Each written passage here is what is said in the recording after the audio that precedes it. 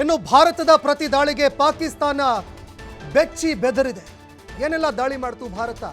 ಇದಾದ ನಂತರ ಪಾಕಿಸ್ತಾನ ಗೋಗರದು ಕದನ ವಿರಾಮ ಮಾಡಿಕೊಡ್ರಪ್ಪ ಅನ್ನೋ ಮಟ್ಟಕ್ಕೆ, ಮಂಡಿ ಊರುವ ಮಟ್ಟಕ್ಕೆ ಬಂತು.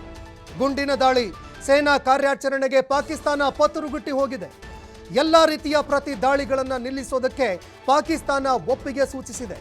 ಭಾರತಕ್ಕೆ ಕರೆ ಮಾಡಿದ್ದಂತಹ ಪಾಕಿಸ್ತಾನದ ಡಿಜಿಎಂಒ ಭಾರತದ ಮುಂದೆ ಗೋಗರಿಯುವಂತಹ ಪರಿಸ್ಥಿತಿಗೆ ಬಂದಿದ್ದಾರೆ. ಪಾಕಿಸ್ತಾನದ ಮನವಿಯಂತೆ ಕದನ ವಿರಾಮಕ್ಕೆ ಭಾರತ ಒಪ್ಪಿಕೊಂಡಿದೆ. ಆದರೆ ಟರ್ಮ್ಸ್ ಅಂಡ್ ಕಂಡೀಷನ್ಸ್ ಅಪ್ಲೈ. ಏನು ಆ ಟರ್ಮ್ಸ್ ಅಂಡ್ ಕಂಡೀಷನ್ಸು? ಅದನ್ನು 12ನೇ ತಾರೀಕಿನವರೆಗೆ ನಾವು ಕಾದು ನೋಡಬೇಕಾಗತ್ತೆ. ಪಾಕಿಸ್ತಾನದ DGMO, director general of military operation, ಭಾರತದ ಡಿಜಿಎಂಒಗೆ ಕರೆ ಮಾಡಿ ಗೋಗರ್ದಿದ್ದಾರೆ. ಸಾಕು, ಇದನ್ನ ಇಲ್ಲೇ ನಿಲ್ಲಿಸಿ, ನಾವು ಕೂಡ ಕದನ ವಿರಾಮಕ್ಕೆ ಸಿದ್ಧರಿದ್ದೀವಿ. ಹೀಗಾಗಿ ನೀವೇನು ಮಿಲಿಟರಿ ಕಾರ್ಯಾಚರಣೆ ನಡೆಸ್ತಾ ಇದ್ದೀರಿ, ಏನೆಲ್ಲ ದಾಳಿಗಳನ್ನು ನಡೆಸ್ತಾ ಇದ್ದೀರಿ, ಇದೆಲ್ಲವನ್ನು ಕೂಡ ದಯವಿಟ್ಟು ಇಲ್ಲಿಗೆ ನಿಲ್ಲಿಸಿ ಅಂತ ಡಿಜಿಎಂಒಗೆ ಮನವಿ ಮಾಡಿಕೊಂಡ್ರು. ಇನ್ನು ನಿನ್ನೆಯಿಂದ ನಾವು ನೋಡಿದಾಗ 2 ದಿನಗಳವರೆಗೆ ತೀವ್ರವಾಗಿ ದಾಳಿಯಾಗಿತ್ತು.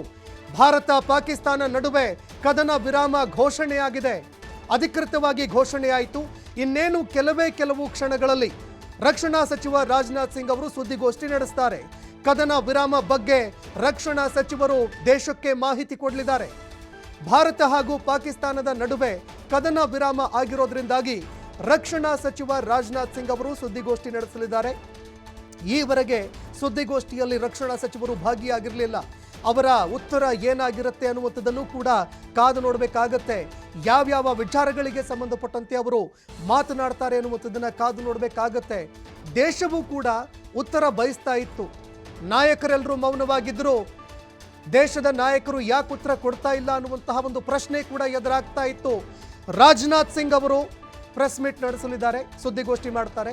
ಸುದ್ದಿಗೋಷ್ಠಿ ಸಂದರ್ಭದಲ್ಲಿ ಏನೆಲ್ಲ ಮಾತುಗಳನ್ನು ಹೇಳ್ತಾರೆ, ಯುದ್ಧಕ್ಕೆ ಸಂಬಂಧಪಟ್ಟಂತೆ, ಕದನ ವಿರಾಮಕ್ಕೆ ಸಂಬಂಧಪಟ್ಟಂತೆ, ಇದರಿಂದ ದೇಶಕ್ಕೆ ಮುಂದೆ ಏನೆಲ್ಲ ಲಾಭ ಆಗುತ್ತೆ. ಯಾಕಂದರೆ ಪ್ರತಿಯೊಂದು ಯುದ್ಧದ್ದೂ ಕೂಡ ಅಂತ್ಯದಲ್ಲಿ ಏನು ಅದರಿಂದ ನಮಗೆ ಲಾಭವಾಗುತ್ತೆ, ಆ ಯುದ್ಧದಿಂದ ಕೊನೆಗೆ ನಮಗೆ ಬರುವಂತಹ ಔಟ್ಪುಟ್ ಏನು, ಅದು ಪ್ರಮುಖವಾಗುತ್ತೆ ಇಲ್ಲಿ. ಯಾಕಂದರೆ ಭಾರತ ಪಾಕಿಸ್ತಾನದ ಮೇಲೆ ಮೇಲುಗೈ ಸಾಧಿಸ್ತಾ ಇತ್ತು. ಪಾಕಿಸ್ತಾನದ ಏರ್ ಡಿಫೆನ್ಸ್ ಸಿಸ್ಟಮ್ಗಳು ಛಿದ್ರ ಆಗಿತ್ತು.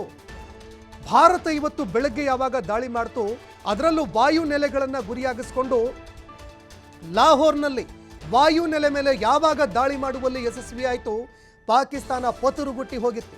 ಹೀಗಾಗಿ ಭಾರತ ಸಂಪೂರ್ಣವಾಗಿ ಪಾಕಿಸ್ತಾನಕ್ಕೆ ಅಷ್ಟ ದಿಗ್ಬಂಧನ ಹಾಕುತ್ತಾ, ಏನು ಷರತ್ತುಗಳನ್ನು ವಿಧಿಸುತ್ತೆ, ಕಾದು ನೋಡಬೇಕಾಗುತ್ತೆ.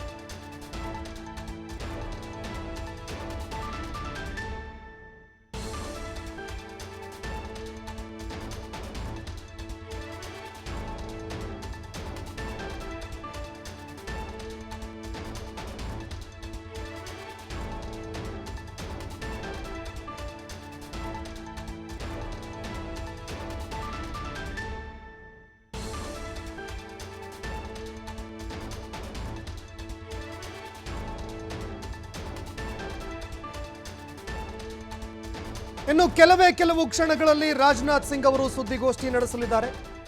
ಕೆಲವು ಕ್ಷಣಗಳಲ್ಲಿ ಸುದ್ದಿಗೋಷ್ಠಿ ಆರಂಭ ಆಗುತ್ತೆ. ಹಲವಾರು ವಿಚಾರಗಳಿಗೆ ಸಂಬಂಧಪಟ್ಟಂತೆ ಪ್ರಶ್ನೆಗಳಿದ್ದಾವೆ.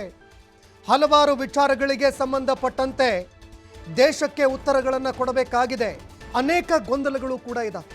ಈವರೆಗೆ ಏನೆಲ್ಲ ಯುದ್ಧ ನಡೀತು, ಇದರ ಲಾಭ ನಷ್ಟ ಒಂದು ಕಡೆ ಆದರೆ ಅದರಿಂದ ನಾವೇನು, ನಮ್ಮ ದೇಶಕ್ಕೆ ಏನು ಔಟ್ಪುಟ್ ಬರುತ್ತೆ, ಇಲ್ಲಿ ಸಾಕಷ್ಟು ಇದರ ಒಂದು ವಿಚಾರಕ್ಕೆ ಸಂಬಂಧಪಟ್ಟಂತೆ ಇಡೀ ದೇಶಕ್ಕೆ ಈಗ ಕಾತುರತೆ